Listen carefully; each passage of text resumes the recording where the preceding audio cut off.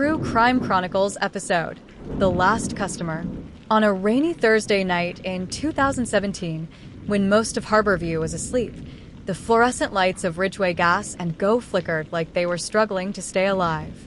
Inside, 19-year-old Kara Menson, working the late shift to save money for nursing school, stood behind the counter tapping the register screen with the boredom of someone who had memorized every sound in the building.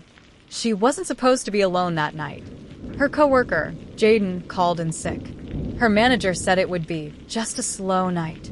And for the most part, it was. The last customer she rang up was a woman in a drenched hoodie, holding a lighter and a can of iced tea. Nothing unusual, except she never spoke. She simply placed a $5 bill on the counter, nodded once, and left without taking her change. Kara watched her leave. Something about the brief encounter felt oddly heavy, but she shook it off. At exactly 1:54 a.m., the security camera caught the moment Kara's life changed. You see Kara step out from behind the counter, walk toward the back storage room, and then freeze, staring at something off camera. Her lips move. She says something. Then she steps backward, slowly, as if someone is advancing toward her. The camera glitches. A 2-second blackout. When the feed returns, Kara is gone. Her phone was found on the floor behind the counter, screen cracked, emergency call half-dialed but never sent. Police canvassed the area within hours. No footprints, no tire tracks, no forced entry, no blood. But in the store's dumpster, they found the iced tea can from the silent woman. Fingerprints were wiped clean, but under the rim, detectives found the faintest smear of white paint, lead-based paint, the kind used decades ago on abandoned farmhouses. They also found something else, a torn strip of heavy-duty fabric. It matched the material used in old chemical protective jackets. 2 days later, an officer reviewing highway CCTV caught something chilling.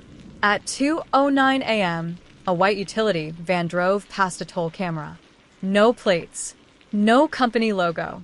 The back windows were taped over with black plastic. And in the passenger seat, barely visible under the streetlights, was Kara, head against the window, eyes open. When investigators enhanced the footage, they realized something even more disturbing. She wasn't looking out the window. She was looking at the person recording the footage, as if she knew the camera was there. The driver was wearing a hood. No face visible. Weeks passed. Leads dried up.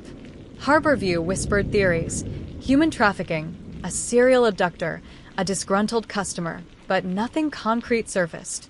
Then, 3 months later, a fisherman on Lake Sable reported hearing a scream near the old water treatment plant. Police searched the area and found something trapped between the rocks. A gas and Go name badge. Kara Menson, customer care. The badge was clean. Too clean. No dirt buildup. No rust. No scratches. Like it had been placed there carefully recently. Almost like a message. Kara's mother believes she's still alive. She says Kara was resourceful, smart, and always left clues when she was in trouble as a kid. Detectives still check tips weekly. The white van has never been identified. The woman with the iced tea has never come forward. And the gas station where Kara disappeared was shut down a year later, its windows boarded up, its sign removed, its aisles still littered with expired snacks and dusty cigarette packs. But if you stand in the parking lot on quiet nights, locals swear you can hear knocking coming from inside. 3 taps, then silence. The exact same pattern Kara used as a child when she wanted her mom to open the door. Her case remains open. And the last customer, the silent woman in the soaked hoodie, remains one of the most unsettling unknowns in Harborview's history.